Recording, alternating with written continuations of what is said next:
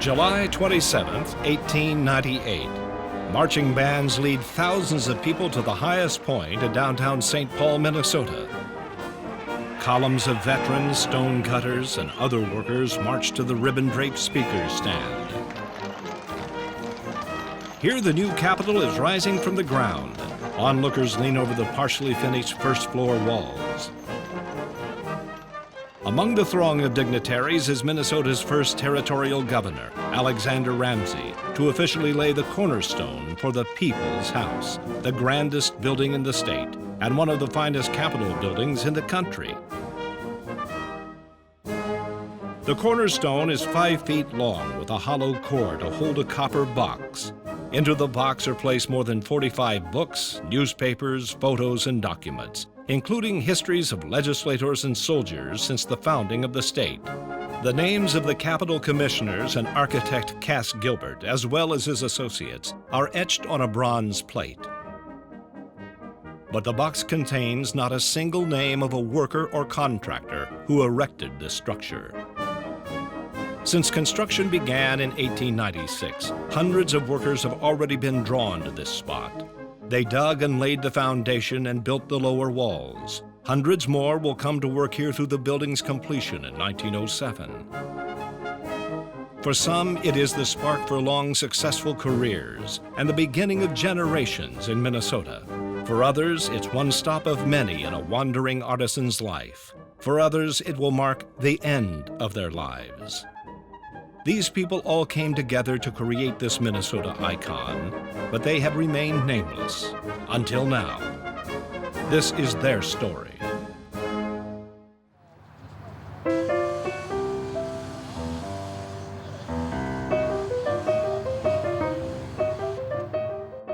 Workers left their own time capsules to mark their work on the Capitol.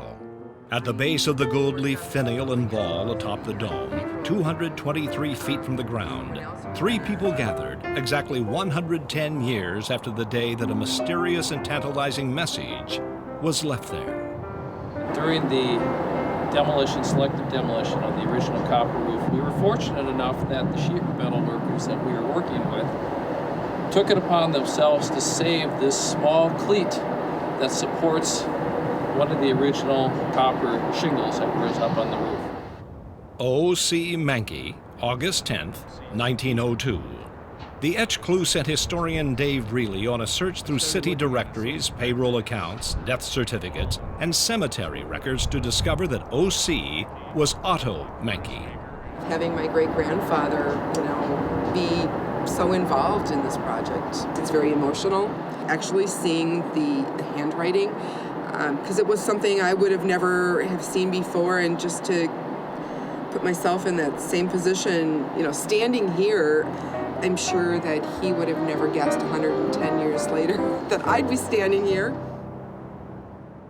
The vast majority of those who worked on the new Capitol came from outside the state.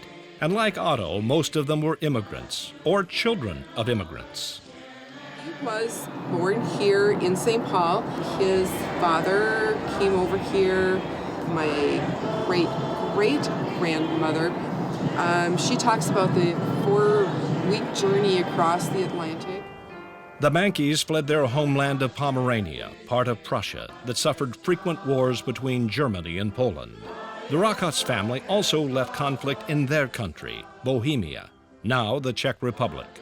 When you consider how bad things must have been for them to haul up stakes and everything they owned and come to a completely foreign country in 1863, it must have been pretty terrible. He was the head carpenter at the State Capitol building during its construction and afterwards as well. While many tradespeople had already come to St. Paul when work began on the Capitol, others were recruited to work on the construction. The general contractor had been in the South and had observed the work that black artisans were able to do. And so he contacted Cassaville Bullard, who was a mason extraordinaire, and he made him a general foreman.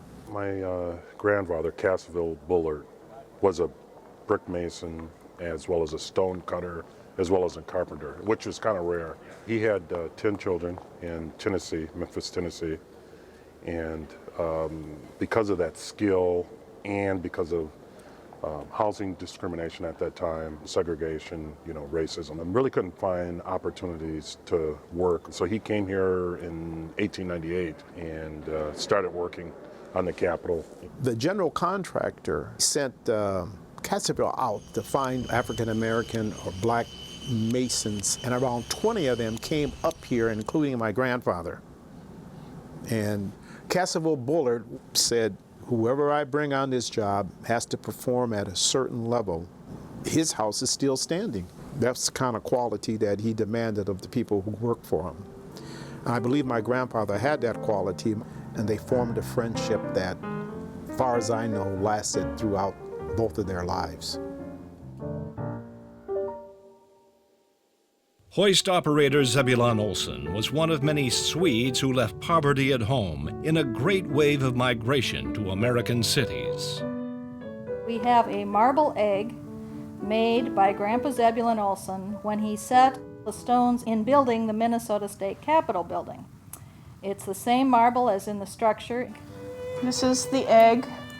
This is shared history. There is a connection to the state capitol, and it is strong, and it keeps us here.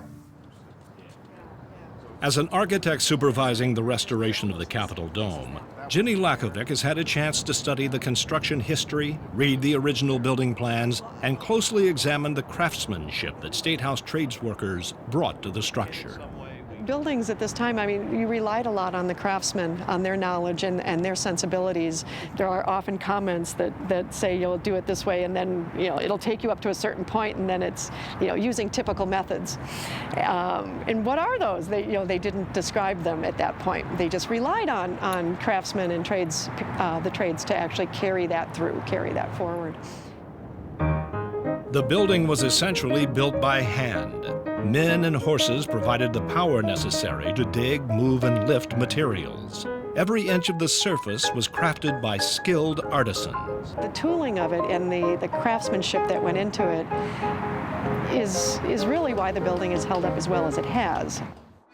Craft workers arrived in St. Paul with this level of skill through rigorous formal and informal apprenticeships in Europe or through American training based on these models. My training in Italy was mostly being with my father and uncle. And that's how I literally learned how to do everything. That was part of stone and masonry.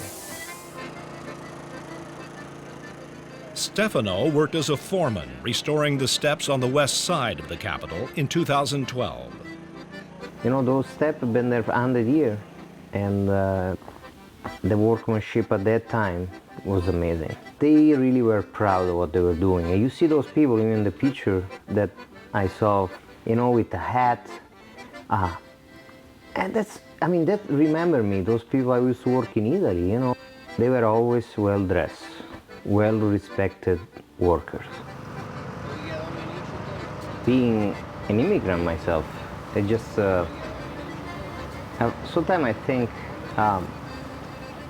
so this stone was set 100 years ago by a French, by a German, somebody that came to do this job. And sometimes you just think that the history repeats itself. Artisans commonly made their own tools as part of their trade, like David McAllister's great-grandfather, Eric Isaacson, and his great-uncle, Nils Nelson, Swedish-born stonemasons who served as foremen of the Capitol.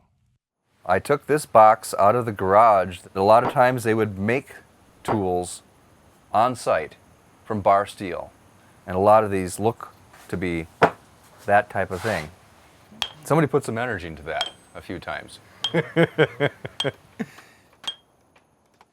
Nils Nelson could use these tools to cut a stone building block to size or to carve detailed sculptures. Patrick Butler left famine-stricken Ireland in 1852 with a civil engineering degree from Trinity College in Dublin. Patrick was a teacher, contractor, and farmer near Northfield, Minnesota. One by one, Patrick's sons left the farm for greater opportunities in growing St. Paul. The older brothers, Walter and William, became bricklayers and charter members of Union Local No. 1.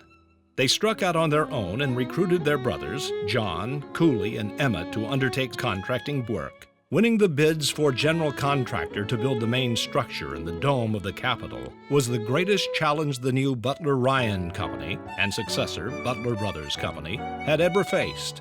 It would test every skill and resource they had.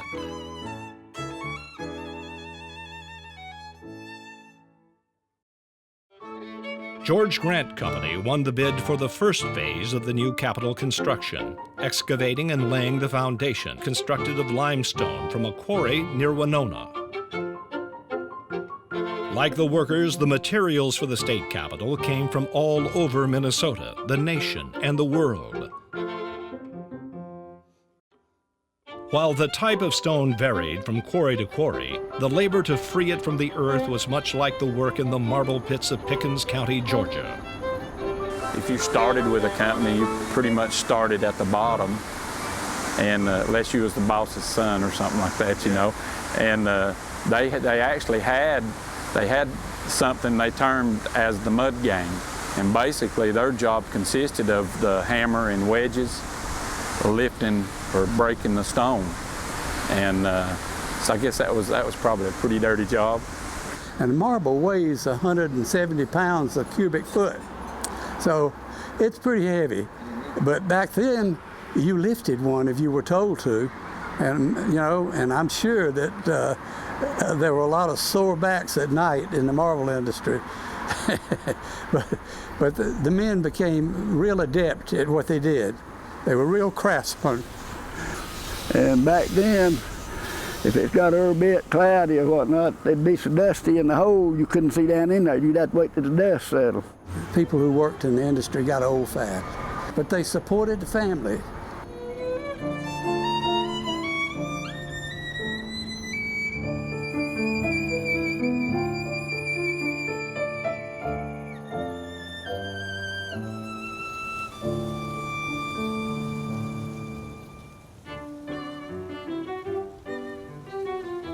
Most of the quarry companies were started by entrepreneurs who had worked in stone pits or cut stone themselves.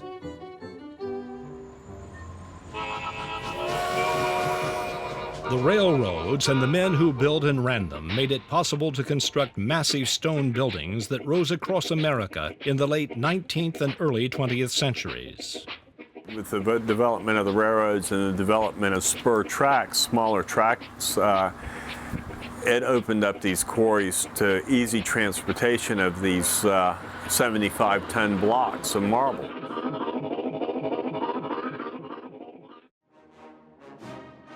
While the Minnesota Capitol was to feature flags and artwork honoring the state's Union soldiers who fought to end slavery, the main railroad lines that carried marble for the State House were built by convict labor, overwhelmingly African Americans. The prisoners worked under slave-like conditions because of minor, even fabricated offenses, like loitering or speaking too loudly.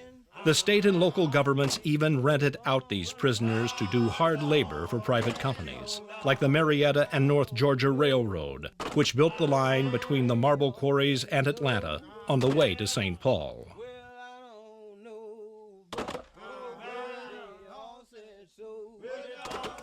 Steam could power engines that pulled or lifted massive loads on tracks or from stationary hoists. But hauling all the tons of stone from the train depot through downtown St. Paul and uphill 90 vertical feet to the Capitol construction site still relied on horse-drawn wagons, guided by teamsters like John Gary.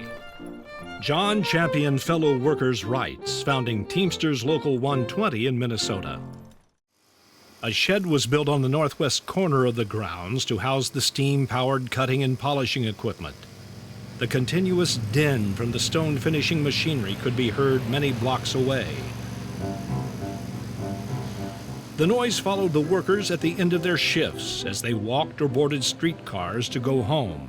Many immigrant workers headed for neighborhoods where people from their homelands had settled together. European immigrants settled in communities and, in a sense, gravitated to the place where they could speak their language, share their culture. Most of the women who contributed to the construction and furnishing of the Capitol worked at a distance from the building. In the Butler Ryan office, Catherine Butler, no relation, worked as a stenographer.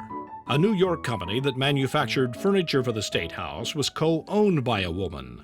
The elegant downtown department store, Schoonemann's, supplied Capitol draperies, some sewed on location by seamstresses.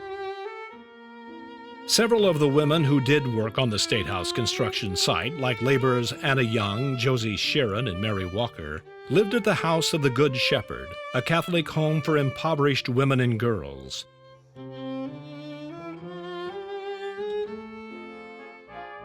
Unions brought members and their families together. But workers needed unions for more than socializing. Members banded together to deal with severe economic disparities and the harsh, sometimes dangerous and violent conditions of turn-of-the-century workplaces.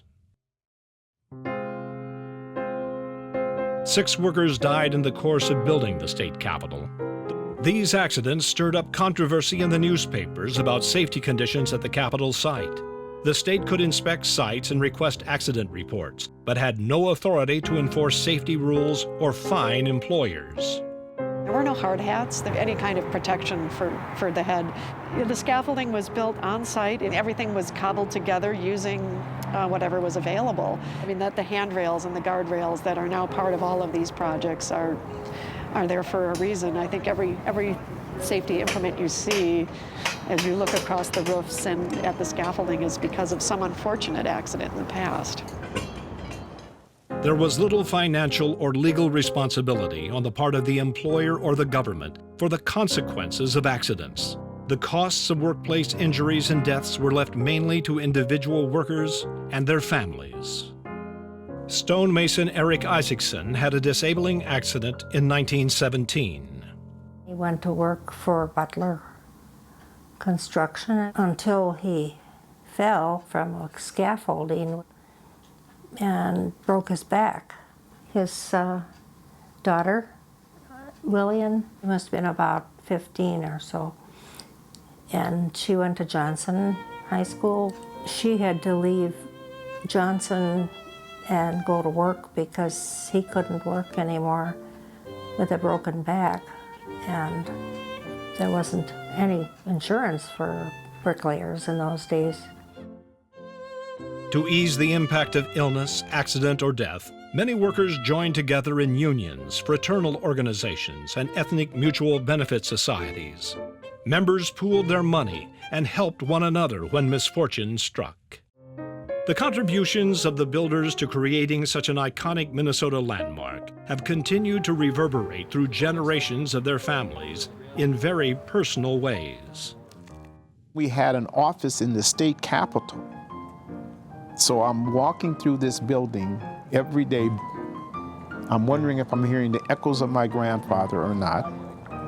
He worked on this building. My mother was very, very proud of it.